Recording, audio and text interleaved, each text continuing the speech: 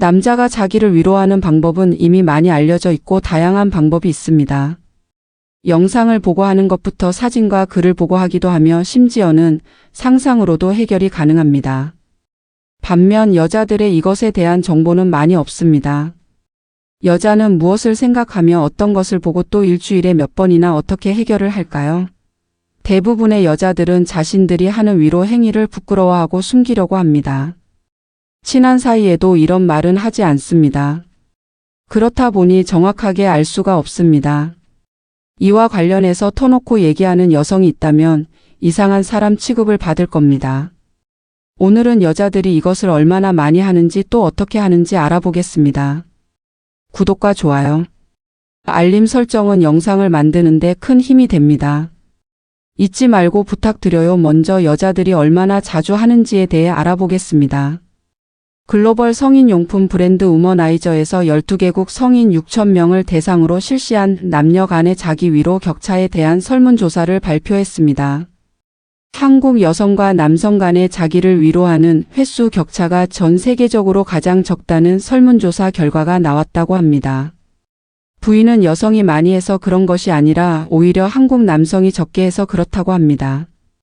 다른 국가의 남성 연평균 횟수는 한 주당 4.4회였는데 한국 남성의 경우 주간 횟수가 2.3회로 평균 횟수의 절반 정도 적다고 합니다. 다른 나라는 올바른 성교육과 성에 대한 인식이 개방적인 반면에 한국은 아시아에 속해 성에 대해서 폐쇄적입니다. 그리고 한국 사람들은 바쁘고 경쟁이 심하다 보니 일이 많아서 그런 것 같습니다.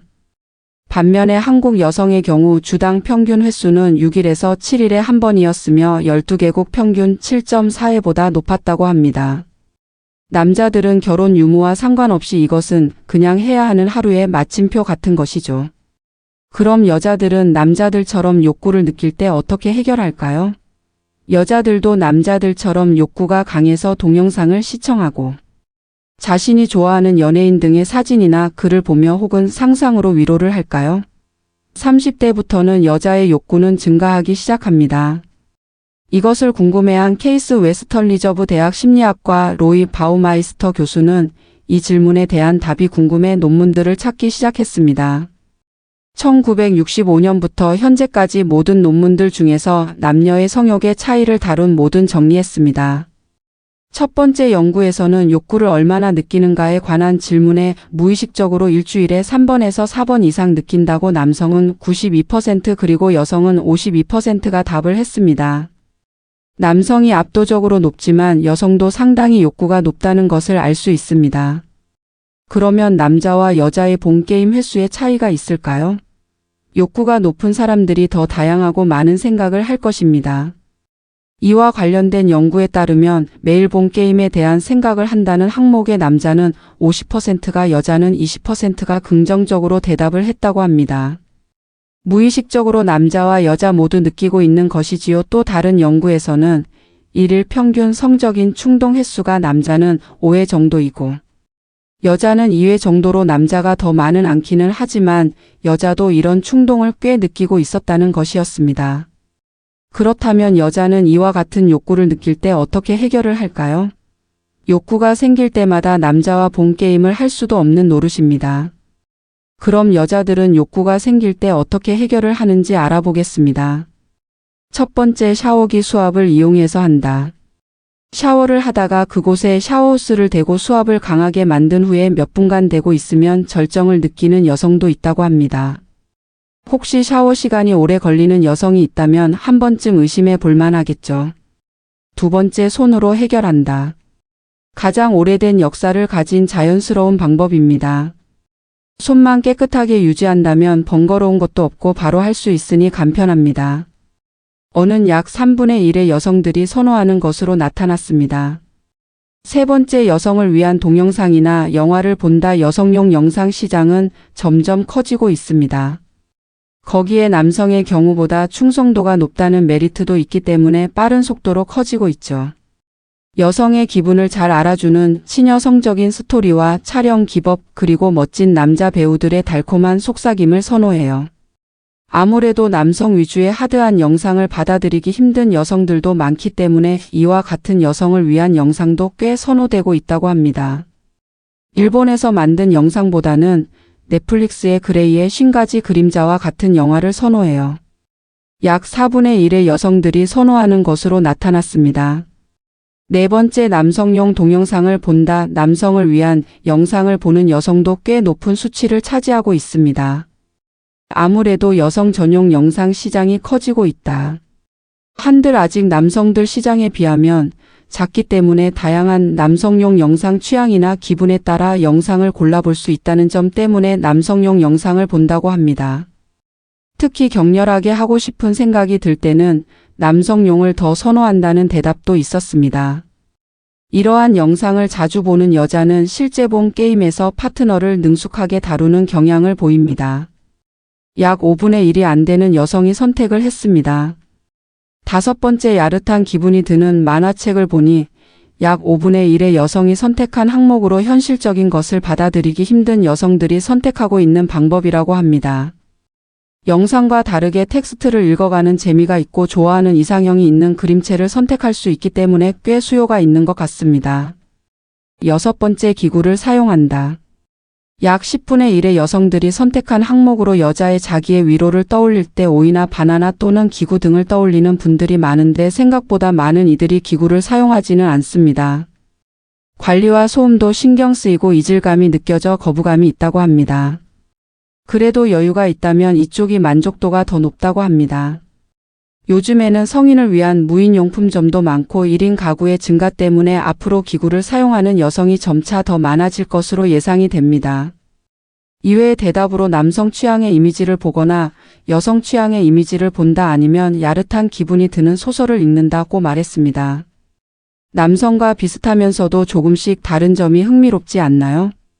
여성도 남성만큼은 아니지만 꽤 자주 욕구를 느끼며 이와 같이 다양한 방법으로 생각보다 자주 욕구를 해결하고 있었다는 것을 알 수 있습니다. 여성의 이러한 행동은 뇌에 흐르는 다양한 신경화 화학물질을 생산해서 건강에 좋습니다. 즐거움과 만족감을 주는 세로토닌과 도파민이 분비되어 우울증이 예방되고 스트레스가 풀립니다. 한국 우울증은 OECD 국가 중 1위인 36%로 팬데믹 이후 불안 증상과 우울증이 더 심해졌다고 합니다. 한국 국민의 무려 40%가 우울증 또는 우울감을 느꼈다고 합니다. 그리고 엔돌핀과 옥시토신도 분비되어 친밀감과 애정의 감정 또한 느낄 수 있다고 합니다. 이 물질들은 고통을 낮추고 기분을 좋게 해주며 스트레스를 해소하는 효과가 있다고 합니다. 살면서 스트레스를 받을 일이 많은데 이를 혼자 풀 수 있는 좋은 방법이지요. 프로락틴이라는 수면과 연관된 호르몬의 분비를 도와 숙면을 취할 수도 있습니다. 또한 이 물질들은 시기와 질투, 불안감들이 부정적인 감정을 떨칠 수 있게 도와줍니다. 자기 위로는 좋은 정신건강 운동인 것입니다. 불면증은 가장 흔한 수면 장애입니다. 국민건강보험공단에 의하면 한 해 불면증으로 병원 치료를 받는 사람이 60만 명이라고 합니다. 2015년에 51만 명에서 불면증 진료를 받는 사람의 숫자는 점점 늘어나고 있습니다. 65세 이상 노년의 경우 40%가 수면 문제를 호소하며 노년으로 갈수록 젊은 사람보다 더 자주 발생하며 젊은 불면증 환자도 늘어나는 추세라고 합니다. 이런 불면증 치료와 예방에 도움이 되고 긍정적인 호르몬이 뿜어져 나오는 자기 위로를 안 할 이유가 없겠죠. 오늘은 여자들이 욕구를 참지 못하고 얼마나 자주 어떠한 방법으로 해소하는지 알아봤습니다. 남성들과 조금씩 다르면서도 비슷하고 생각보다 많은 여성들이 욕구를 느끼고 이미 다양한 방법들로 이것을 해결하고 있었습니다. 연애 탐사는 중년들의 삶의 질을 향상시키는 데 도움을 드리기 위한 채널입니다. 여러분의 행복한 연애를 응원합니다. 노후에 가난해진 사람들의 공통점 3가지. 파산자 10명 중 4명이 60대 이상. 노후 생활비 500만 원 세팅법은 밖에 나가면 다 돈인데 그렇다고 안방에서 맨날 넷플릭스 보면서 집밥만 먹을 순 없고, 고물 가구금리 쓰나미가 몰아치면서 은퇴를 앞둔 사람들의 고민이 커지고 있다. 가계 생활비가 무섭게 오르는 상황에서 노후 자금은 얼마나 준비해야 충분할지 걱정하는 것이다. 일반적으로 60세가 되면 소득이 끊기기 때문에 가계 손익 구조는 마이너스로 바뀐다. 고물가 장기화가 더해지면서 고령 세대의 살림살이는 예전보다 더 팍팍해졌다. 최근 통계청이 발표한 생애 주기 적자 추이를 봐도 61세에 시작된 적자 인생은 죽을 때까지 이어진다. 버는 돈보다 쓰는 돈이 더 많기 때문이다. 아래 그림 참고. 적자 절벽에서 살아남지 못한 고령자들은 파산 법원으로 향한다. 법원행정처에 따르면 올해 상반기 6월 전국 법원에 접수된 개인 파산 신청자 10명 중 4명 41%는 60세 이상이었다. 이런 추세가 지속된다면 파산 신청자 중 60세 이상이 차지하는 비율은 올해 최대 기록을 경신할 전망이다. 현역 시절엔 잘 나가다가 나이 들어 가난해진 사람들에겐 어떤 문제점이 있었을까? 무엇이 황금빛 노후와 잿빛 노후를 가른 걸까? 전문가들은 노후가 고달파진 사람들에게 공통점이 있다고 말한다. 조선일보 왕개미 연구소가 미래에셋 투자와 연금센터의 분석을 토대로 노후 파산 예비군의 특징 3가지를 정리해봤다. 70대했는데 생활 씀씀이 그대로. 은퇴 부부가 도시에서 살려면 돈이 얼마나 필요할까? 이달 초 본지가 SMC&C 설문조사 플랫폼인 틸리언 프로에 의뢰해 설문을 진행했더니 2060대 남녀 응답자 1584명의 42%가 월 평균 300만 원이라고 답했다. 그 다음 많았던 응답은 월 평균 500만 원으로 전체의 30% 정도였다. 월 700 이상 필요하다는 응답자도 전체 응답자의 13%에 달했다. 사실 예상 노후 생활비가 300만 원이든 500만 원이든 700만 원이든 소득이 이보다 더 많다면 자산 감소는 막을 수 있다. 하지만 은퇴 후 소득은 직장 다닐 때에 비해 눈에 띄게 줄어든다. 소득이 줄었는데 소비 습관을 바꾸지 못한다면 통장 잔고는 금방 바닥나고 만다.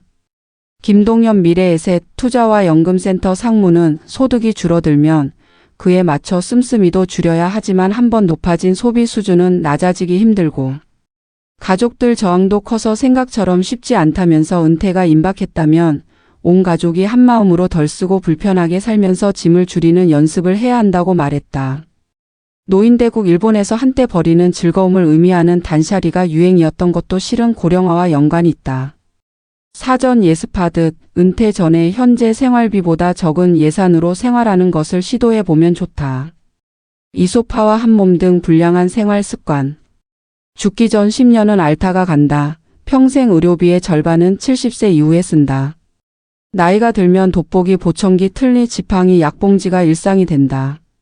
아프면 서럽다지만 더 큰 문제는 질병으로 인해 파생되는 삶의 질 저하다. 타인의 도움이 필요해지는 상황이 닥치면 더 실감한다.